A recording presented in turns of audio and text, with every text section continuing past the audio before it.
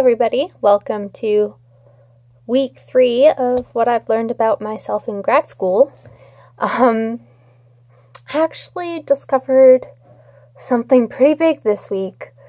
All my life I've identified as an introvert, but this week I found out that I'm a lot more of an extrovert than I thought I was. I was doing a group presentation and I didn't really feel nervous at all. I was just up there being myself, having fun, sharing my knowledge on the topic. We were actually presenting on specific things to keep in mind when you're counseling lesbians. So I decided to bring all my rainbow colored clothes and dress up and kind of decorate the classroom all rainbow colored a little bit. Had a few flags with rainbows and one that says "Born This Way," and I kind of joked with the class, and it's like, we might as well just say "Born This Gay." But yeah, the presentation went really well. I really enjoyed myself up there. And I got a lot of positive feedback from the rest of the class, and congratulations and everything, and I got a really good mark on it too. And somebody mentioned that I seemed very self-confident and bold and everything, and self-confidence was never something I'd associate with myself. But then it made me realize, like, yeah, I do have the self-confidence now, and I really enjoy interacting with other people. I really enjoy being here with the class and socializing with everyone and answering each other's questions. And I'm a lot more of an extrovert than I thought I was. And it's just showing how far I've come in my own personal therapy in the last few years. Like, honestly, I have never been this happy in my life. I mean, yes, I still have stress and anxiety, and I get down sometimes when I'm feeling lonely. But, I mean, my self-esteem actually exists. Like, my self-esteem used to be horrible. I felt like a useless piece of trash, basically. And now I feel safe and free to be myself, and I feel in this setting, I feel like what I have to say is important and valued by others. And I realized that doing this video blog too, I don't know if I said something similar last week, but I really benefit from feeling like I'm getting my voice heard. And it's just been so exciting for me coming to the realization of how far I've come. I mean, I suffered from fairly severe depressive episodes. Specifically, I was diagnosed with bipolar 2, which is a milder form of bipolar disorder. Still not 100% sure on that, though. They never really did any specific tests or anything. They're kind of just like, yeah, that sounds kind of right. But, I mean, they said that for a whole bunch of other things that I could have instead of bipolar 2. And, I mean, I could also have them in addition to bipolar 2. But, anyways, it is complicated. But despite my mental health issues, I am doing so well, and I have not been able to keep up with my readings, but I'm not stressing out about it. I'm just focusing on making sure I'm keeping up with my homework that's due. And phone, you don't tip over that. Stay. Yeah, I'm getting done the homework I need to do, and getting done what I need to do to take care of myself, because I recently got my insulin, my mealtime insulin to use, so I'm still learning how to use that, and I'm balancing everything out, but I hope to catch up on my readings eventually. But anyways, despite all that stress of being behind and stress of my fiance working out of town and all of my mental and physical health problems and everything, I'm in a really positive place thanks to this program that I'm in. And I feel like I'm starting to tear up a little bit. I don't really like people seeing me feel, as I mentioned a few episodes ago, but just this just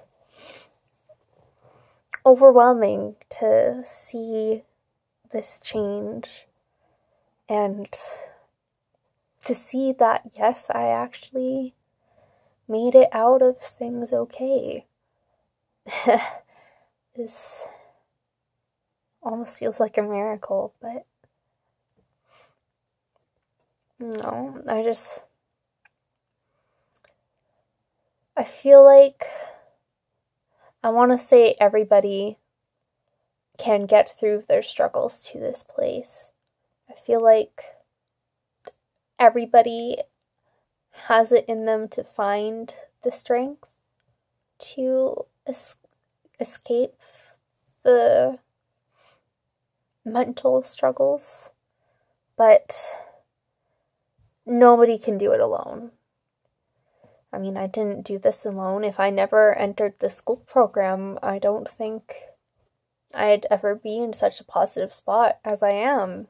I mean, I was working, but I was quite isolated in my work. I never really got to interact with any of my colleagues.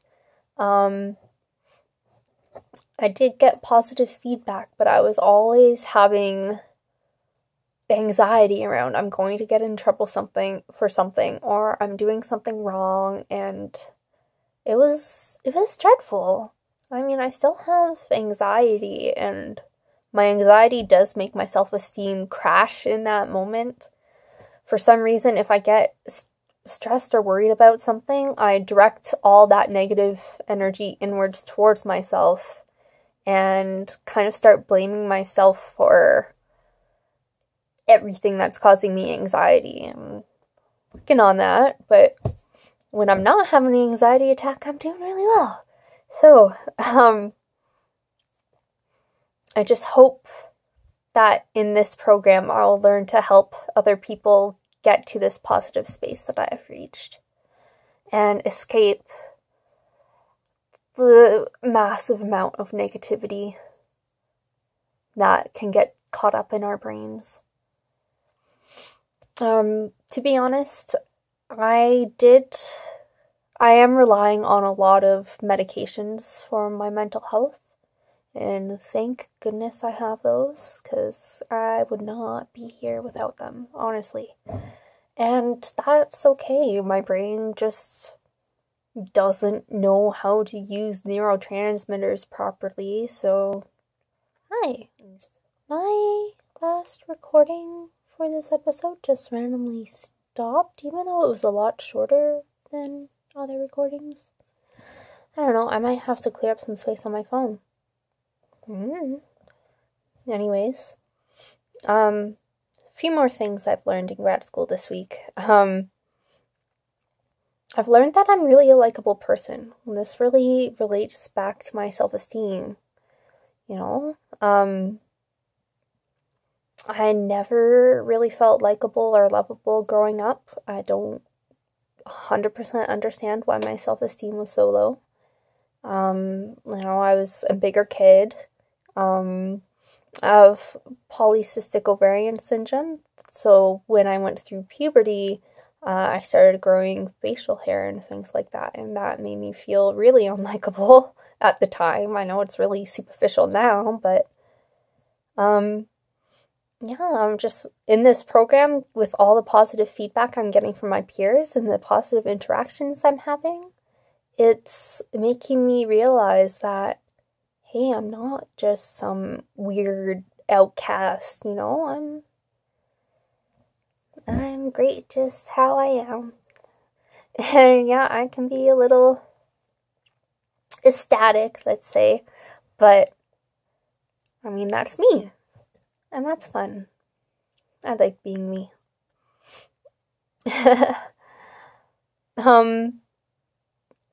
I know that there was something else. I don't think I wrote this down though. But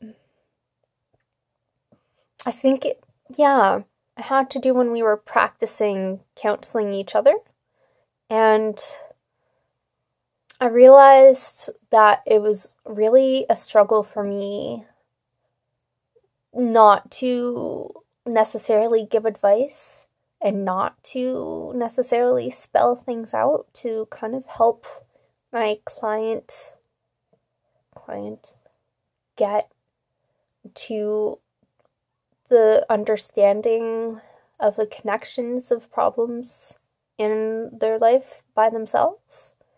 And I feel like I'm gonna have a struggle with that, but I definitely need to practice. I'm going to definitely want to spell out all the connections I see for my clients, when really, in a lot of cases, it would be better for the clients to, like, I can guide them towards seeing that connection, but it would be best if the clients discovered these connections kind of in a way by themselves. Have some independence in this, because I think that would did it again, and but I'm gonna try and finish things quickly now.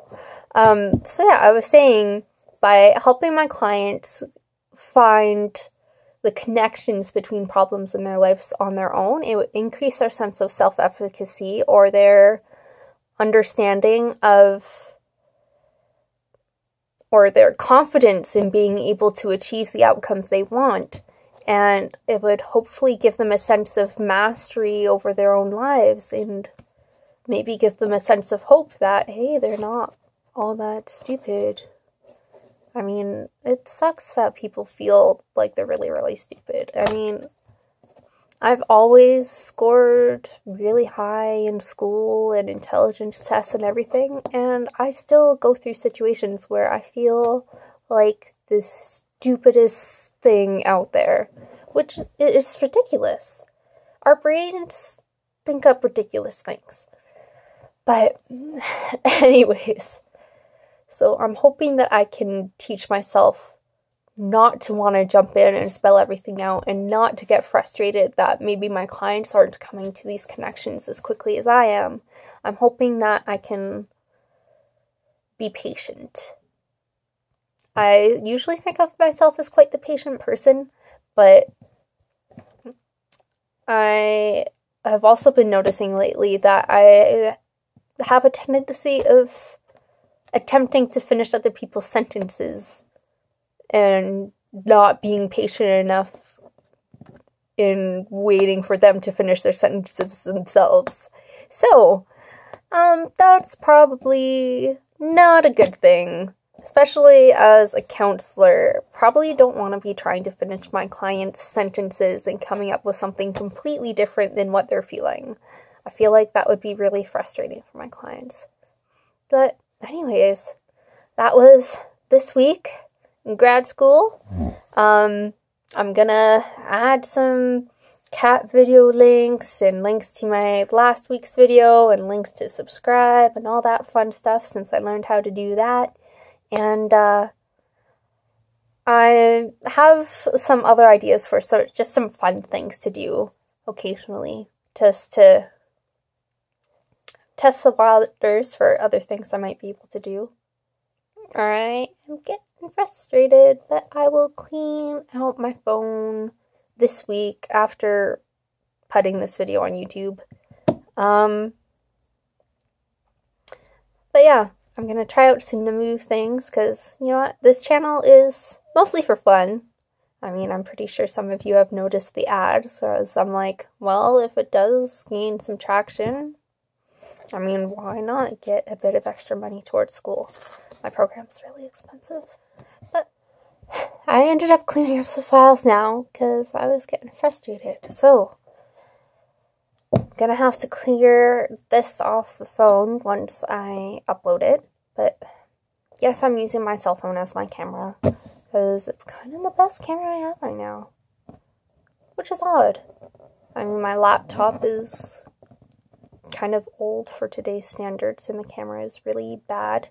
And I did get what's happening with my recordings, but this is my peace out. Hope to see you guys next week. And hope stuff. So, take care of yourselves. Be selfless. Take care of yourselves first, because then you're better at taking care of others, and I'll see you next week.